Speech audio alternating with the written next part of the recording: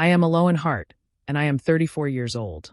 Christmas morning had always followed the same rhythm in our family, predictable enough to feel safe, rehearsed enough to feel sincere. That year, I arrived at my parents' home in Maple Glen, a quiet town wrapped in pine trees and old assumptions, expecting nothing more than familiarity. The driveway was lightly dusted with snow, not enough to disrupt anything, just enough to make the world feel temporarily gentler. The kind of snow that decorates rather than interrupts. The kind that lets everything continue exactly as it always has. Before we continue, please like, comment, and subscribe, and tell us where you're watching from. Stories like this reach the people who need them most when they're shared, and someone listening right now may recognize themselves in the quiet spaces of this one. The smell of coffee hit me before I rang the bell. Brewed too strong, the way my father liked it, already embedded into the walls of the house like muscle memory. The living room lights were glowing even though the sun hadn't fully risen, casting that familiar amber warmth that blurred reality just enough to make everything feel intact. The house hummed with anticipation, but not the kind fueled by surprise or excitement. It was anticipation rooted in tradition, in repetition, in the comfort of knowing exactly how things were supposed to unfold. I paused before knocking, just for a moment, long enough to steady myself in the way I had learned to do years ago. Entering that house always meant stepping back into a version of myself that had already been defined. The version that knew how to listen more than speak, to adjust more than ask, to carry more than complain. I had learned early that some families don't assign roles intentionally. They just keep rewarding the same ones until they harden into expectation. My mother, Margaret Hart, opened the door with a bright smile and pulled me into a hug that lingered just long enough to feel real. My father, Thomas, followed closely behind, offering a gentler embrace and immediately asking about my drive, my work, my plans for the coming year. The questions came easily, warmly, but they never wandered into curiosity. They cared, but only within the parameters that felt comfortable to them. Inside, everything looked exactly as it always had. The decorations were arranged carefully, sentimental ornaments placed where they had been for decades. Each one carried a story that had been told so many times it no longer needed retelling. The tree was full but restrained, not extravagant, the kind of Christmas that signals moderation and values rather than excess. The kind that insists everything is balanced, even when it isn't. My younger brother, Julian, was already there, sprawled across the couch, phone in hand, relaxed in the effortless way people are when nothing is expected of them and everything is already provided. He barely looked up when I entered, offering a quick smile before returning to whatever held his attention. His comfort filled the room naturally, unquestioned. I took my usual seat. Coffee was offered. Coffee was accepted. Conversation flowed easily. Updates about neighbors, comments about the weather, familiar jokes that landed at predictable moments. Laughter arrived right on cue. For a while, the morning unfolded exactly as it always had. Pleasant. Ordinary. Undisturbed. There was no tension in the air. No visible imbalance strong enough to disrupt the illusion that we were simply a family enjoying a holiday together. I had learned over the years not to look too closely, not to measure effort, not to inventory contribution, because doing so only led to questions no one wanted answered. And so I stayed present, content enough to let the day be what it was. When my father cleared his throat and suggested we start with gifts, I smiled, not out of excitement but courtesy. I had long ago stopped associating Christmas with expectation. In our family, gifts were rarely about surprise. They were symbols, quiet confirmations of roles already established. They insisted Julian go first. My mother disappeared briefly down the hallway and returned holding a set of keys. She smiled in a way that was almost shy, as if she were about to reveal something delicate rather than extravagant. She gestured toward the front door with theatrical restraint, and we followed her outside.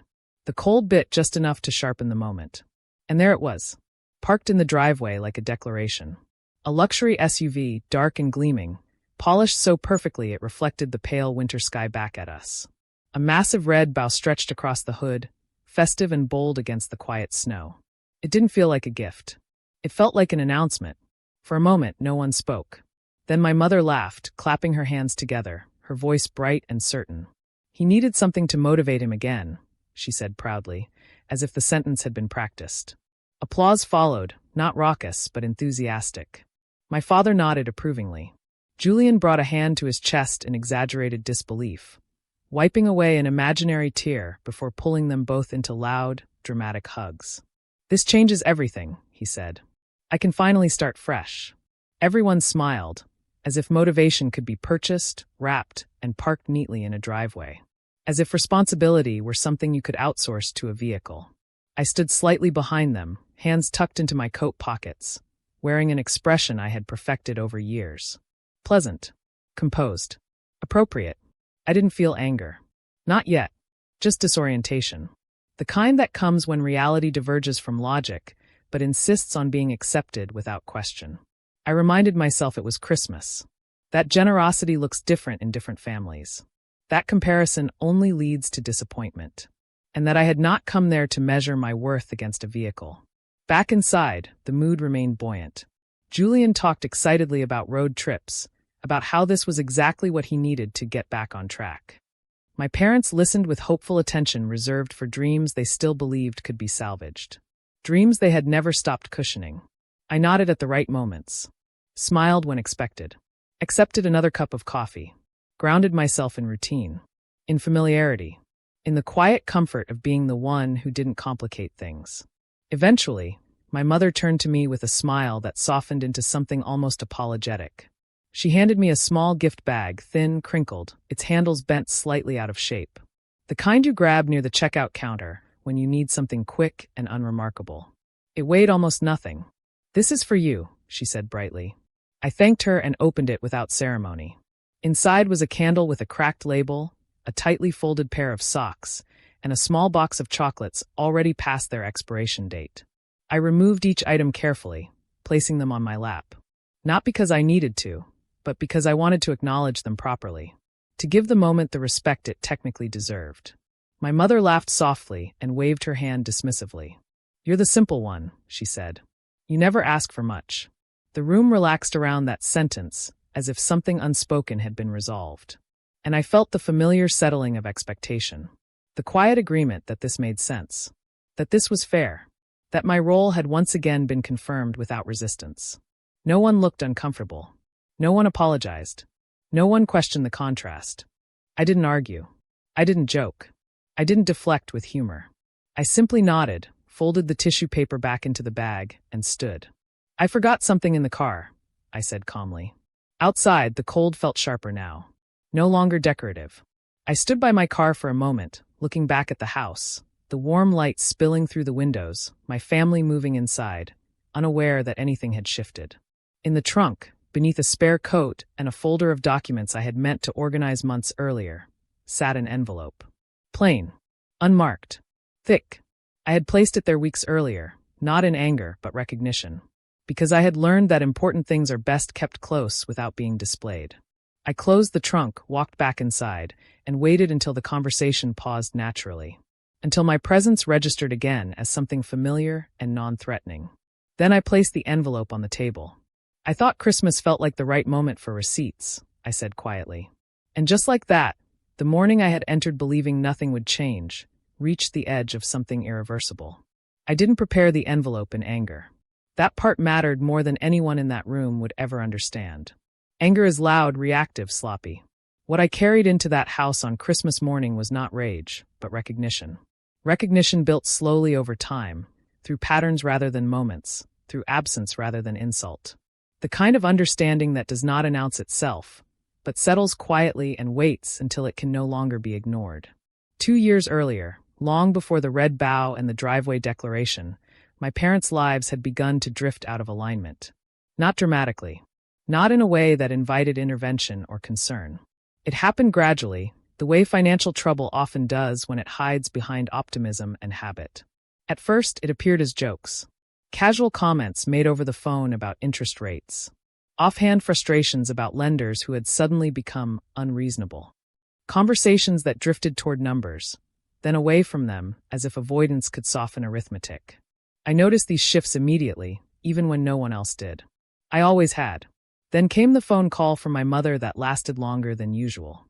Her voice was steady but thinner. Careful. She spoke about a little trouble, about how everything was under control. That phrase, under control, had always been my cue. It was what she said when she wanted reassurance without scrutiny. My father took the phone next, his tone reassuring but vague. He talked about timing, about temporary setbacks, about how things would work out if everyone stayed calm. By the end of the call, I understood exactly what they were not saying. The house was at risk. I didn't panic. Panic has never been useful to me. I had been raised to assess before reacting, to solve quietly rather than dramatize. So I asked practical questions, not accusatory ones, just enough to clarify the shape of the problem. Balances, renewal dates, credit scores, loan terms. Each answer confirmed what I already suspected. They were overextended. Their credit had taken hits they could no longer offset. The car they relied on was nearing the end of its life, and without financing, they could not replace it on reasonable terms. The margin they had always relied on no longer existed. It wasn't recklessness that got them there. It was complacency. Years of assuming tomorrow would resemble yesterday, finally colliding with a reality that did not care about precedent. Julian came up only briefly in those conversations. Always framed carefully. He was struggling. He was finding himself. He didn't need additional pressure. And I accepted that framing without protest because it was familiar. Responsibility in our family had always flowed in one direction, toward whoever could bear it most quietly. That had always been me. I took a second job without announcing it. It fit around my existing work schedule, exhausting but manageable. I didn't tell my parents. I didn't tell Julian. I told myself it was temporary. A bridge until things stabilized. I tightened my spending without resentment. Adjusted my routines. Watched my credit score climb incrementally with disciplined precision because numbers, unlike people, respond predictably to effort. I stopped eating out. Delayed personal purchases. Learned how to stretch comfort without complaint. When my parents were denied outright for a new car lease, I stepped in without ceremony. I read every page carefully. Every clause. Every condition. I co-signed knowing exactly what it meant and why it mattered. When the mortgage renewal came back with terms they couldn't meet, I did it again. This time with more weight attached. I signed my name alongside theirs, fully aware that I was now tied to their home in a way that would not dissolve on its own. I didn't frame it as sacrifice. I framed it as responsibility. Family helps family. That was the rule I had been taught, and I believed in it sincerely. No one asked me directly to do any of this. No one pressured me. No one even suggested it outright. The expectation existed without being spoken, hovering in the space between conversations. And I stepped into it willingly because I believed, naively as it turns out, that once the crisis passed, the balance would be restored. The crisis did pass. Payments were made on time again. The house was no longer at risk. The new car sat in the driveway, modest, reliable, approved because my credit had made it possible. My parents relaxed visibly. The tension drained from their conversations. Their moods softened. Their confidence returned. I watched their relief with a sense of accomplishment that didn't require acknowledgement to feel valid. What surprised me was how quickly my involvement disappeared from the story. The house was once again referred to as theirs, without qualification. The car became something they had figured out, a solution they had managed through persistence and patience. My name vanished from conversations about finances entirely. They never offered to remove me from the agreements. Never asked whether I was comfortable remaining attached long-term. Never thanked me. At first, I assumed it was oversight rather than intent. Gratitude sometimes lags behind relief. I told myself not to be petty, not to confuse validation with necessity. But months passed. Then a year. Leases renewed. The mortgage continued.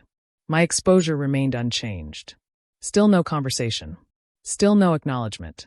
When I raised small, careful questions, they were met with vague reassurances. Comments about timing. About how everything was fine now. About how they would get to it eventually. Eventually never arrived. Meanwhile, Julian's life continued exactly as it always had. Drifting between ideas and excuses. Supported emotionally and materially without interruption. When he needed help, it was framed as encouragement. When he failed, it was circumstance. The contrast went unspoken because naming it would have required acknowledging a pattern everyone preferred to leave unnamed. He still lived in my parents' house. The same house I had signed for. The same house that would have been lost if I hadn't intervened quietly. His room unchanged since adolescence. His routines unstructured. His needs prioritized without discussion. When he needed money, it was help. When he needed time, it was patience. When he needed space, it was understanding. The language shifted constantly to protect him from consequence. I lived alone across town in a small, practical apartment chosen for affordability rather than aspiration. I paid off my own debts methodically, never missed a payment, furnished my space slowly, bought things only when they were necessary. No one commented on the contrast. What I received instead were messages. Casual at first. Asking if I could help again. Look over a document. Co-sign something temporary. Bridge a gap just for a few months. Each request was framed as an exception, never a pattern. And when I declined gently or delayed strategically, the requests returned in new forms, as if persistence might wear down boundaries I had not yet fully defined. There was no malice in it. That realization took the longest to accept. They didn't think they were taking advantage of me. They didn't believe they were being unfair. In their minds, roles had simply solidified. My reliability woven so deeply into the structure of their lives that it no longer registered as something separate from them. I wasn't a contributor. I was infrastructure. That truth didn't arrive all at once. It emerged slowly, through absence rather than insult, through silence rather than conflict, through how my parents spoke about finances as if my name were not attached to documents carrying my credit, my risk, my future. It showed itself in how Julian assumed continuity. Assuming the house would always be there. Assuming the car would always be replaced. Assuming support would materialize without him needing to ask directly. The Christmas gift made it visible. Not because of the disparity itself, but because of how easily it was justified. How confidently it was explained. How completely my contribution had been erased in the telling. You're the simple one. For the first time, I heard what had always been embedded in those words. Not affection. Permission. Permission to give me less because I would accept it. Permission to rely on me more because I would not protest. The envelope wasn't a threat. It wasn't revenge. It was a ledger. And by the time Christmas morning arrived, I knew with certainty that if I didn't introduce truth, quietly, factually, this dynamic would continue indefinitely. Not because anyone intended harm, but because harm had never been defined for them. They had built comfort on my restraint. And restraint, once recognized, does not have to be permanent. The room did not fall silent immediately after I placed the envelope on the table. Silence rarely arrives on command. It creeps in slowly, carried by the subtle awareness that something ordinary has just ended. Julian was still smiling mid-sentence, his voice trailing off when he realized no one was reacting anymore. My father's attention drifted from him to me with mild confusion. My mother watched my hands as if they had done something unfamiliar. I picked the envelope up again, not because I needed to, but because movement anchored me. I turned toward my mother and held it out to her with the same calm I had carried all morning. You might want to open this before you thank him for the driveway he parks in, I said. The words weren't sharp. They didn't need to be. My mother frowned slightly, instinctively defensive. Her fingers hesitated before taking the envelope. She laughed softly, the reflexive sound she used when tension felt inconvenient rather than threatening. What is this? She asked, already unfolding the flap. My father leaned forward in his chair, curiosity sharpening into concern. Julian shifted on the couch, his smile faltering but not disappearing completely. He had never learned to recognize warning signs unless they were shouted. The first document slid out easily. A lease agreement. Clean. Official. The kind of paper that looks unremarkable until you understand what it represents. My mother scanned it too quickly at first, her eyes moving faster than comprehension. Then she slowed. Her brow tightened. She read the same lines again, more carefully this time. My name sat beside theirs. Not as a reference. Not as an emergency contact. As a cosigner. She looked up at me, confusion blooming into something sharper. I watched the exact moment memory began to rearrange itself, when past conversations tried to reconcile with present evidence. That can't be right, she said quietly. This is just for the car. I didn't answer. I didn't need to. She reached back into the envelope and pulled out the next document. My credit summary neatly attached. Approval thresholds highlighted. Notes explaining why the lease had been granted at all. Her hands trembled slightly now, not from fear but recognition. She glanced at my father, who had already risen from his chair and moved behind her, reading over her shoulder. This was 2 years ago, he said slowly. Yes, I replied. When you couldn't qualify. The room contracted around that sentence. Julian laughed then. A short, dismissive sound. He shook his head as if this were a misunderstanding that would resolve itself with clarification. You're overreacting, he said. You just helped them out. That doesn't mean. He stopped when my mother pulled out the next document. The mortgage agreement. Thicker. Heavier. Impossible to minimize. Her breath caught audibly. She sat back down as if the chair had suddenly grown farther away, flipping through pages she had not looked at closely in years. Her fingers traced signatures she now recognized in a new way. Mine. Binding. My father swore under his breath, raw and unfiltered. For the first time that morning, he looked at me not as the daughter who always handled things quietly, but as someone whose absence could collapse the structure he was standing in. Why didn't you say anything? He asked. There was no accusation in his voice. Just shock. I did, I said. At the time. And after. You just didn't hear it.